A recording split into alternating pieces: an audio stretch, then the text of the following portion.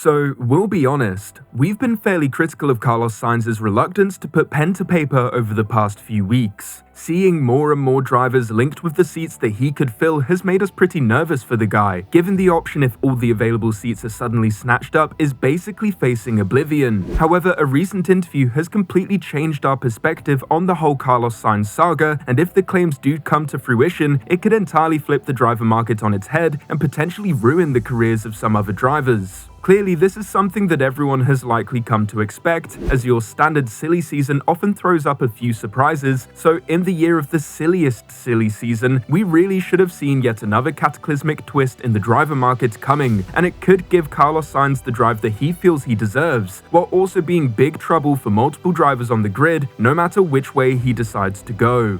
Want to know why Carlos Sainz could be in a race-winning seat next year? Now that we think about it, we can't blame him for not jumping immediately on a bottom 5 team, but my oh my, if this pays off, then Carlos Sainz will have played an absolute masterstroke. So we have two pretty major possibilities to discuss here, and we think that one has a far higher chance of long-term success and one has a higher chance of short-term success with no guarantee of lasting until even the new regulations. Let's think short-term to start with, and it all comes down to the misfortunes of another driver. Anyone who watched the F2 at the British Grand Prix weekend got a chance to see just why Mercedes are so desperate to not fumble the opportunity to have Kimi Antonelli in the future. Now Prama's seem to have finally remembered how to make a car actually work. A masterful drive in the wet in the sprint event gave him his first taste of victory in F2, and despite being shunted out in the feature race being an unfortunate end to the weekend, Saturday alone was enough of a glimpse of the driver's potential. However, the season up until now has been marred with poor performances from the young Italian's team, not giving him the opportunity to drive at his full potential. But as well as that, we have seen a few mistakes crop up for Antonelli over the course of the year. Now, all of this comes down to one thing: the kid skipped F3 and has half a season of experience in a lackluster car. At his age, with his experience, there will certainly be a few things that still need ironing out, to say the least.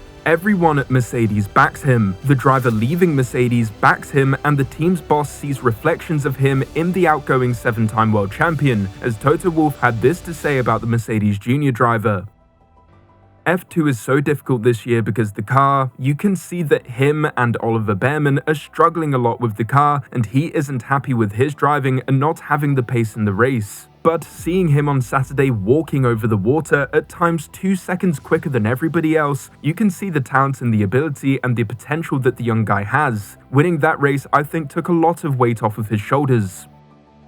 However, the lack of experience is certainly something that poses an issue for Mercedes in light of their recent performances. Up until the past few weeks, Mercedes likely saw themselves as checked out until the new regulations. They could bring upgrades to keep up, push for podiums and the odd win, but not necessarily contend at the sharp end of either championships. Now, both their drivers have wins, they're topping qualifying sessions, and they can now consider the next season an opportunity to claim at least one of the championships, if not potentially making a second half push for one this year. That doesn't really sound like the ideal time to bed in a massively inexperienced youth, no matter how much potential he is showing on days like the wet Saturday at Silverstone. According to Craig Slater, the team are now in far less of a rush to get him in a race seat, recognizing their situation as far less pressing in regards to Antonelli making the leap up to F1.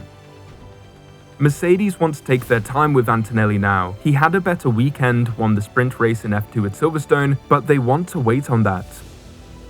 So who does Slater propose as being the best suitor for Mercedes, who may struggle to get a top-tier driver to accept their role in the short term? Well, Slater seems to think that the desperation to drive in a car capable of winning races will sway Carlos Sainz's thinking, saying, Sainz is back in the frame potentially. I'd reported he wasn't going to Mercedes. That was because a couple of months ago, Sainz wanted the decision on his future made by now. Mercedes wanted it deferred until later in the year. The stars do seem to have aligned here, as Sainz has been unable to be offered anything more than a lame mule following his departure from a prancing horse, and Mercedes all of a sudden find themselves in a position where they can't be willing to risk Antonelli in the car, both for the good of the team and for the good of the driver, who would certainly benefit from having more time to gain experience without the pressures of being a 2025 Mercedes driver weighing on his shoulders to replace the previous weight that Toto alluded to earlier. Now, the elephant in the room here is clearly, well, that seat is reserved for Antonelli, right? Why would Sainz want to join? And while that has certainly been the thought up until recently, the aforementioned changes to what Mercedes has on their horizon may have changed things both for the team and for Sainz. This is something that Christian Horner has been discussing this past week, with him having the opinion that as long as Sainz performs and maximizes the car's potential, something he is certainly capable of, then he will earn his place in the team for more than just a single year, with the ex-F1 driver saying, "I'd put Antonelli off. Kimi can also be parked for another year. Toto now has to decide who is really the best for me, and of course that is Carlos Sainz. We don't even need to talk about it. If he wins races in 2025, is up there and drives on par with Russell, do you think Mercedes will put Antonelli in the car without any need? Not at all. If I were him, I would definitely do that. The rest of his options will fizzle out. He'll disappear somewhere and then nobody will need him anymore. That's just how it is in Formula 1.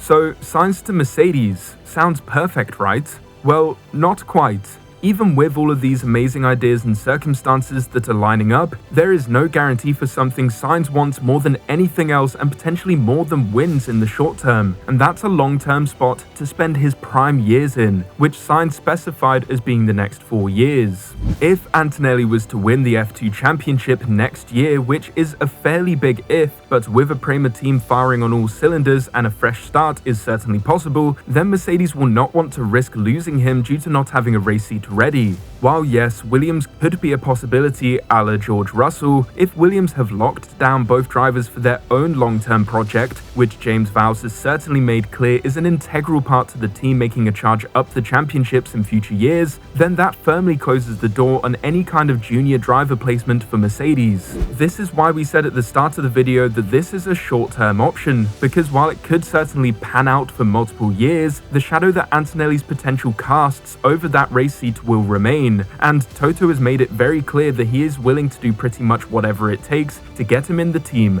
which, to be fair, if Sainz comes into the team and immediately outperforms George Russell, then that could be pretty terrible news for him, but once again, that's a pretty big if.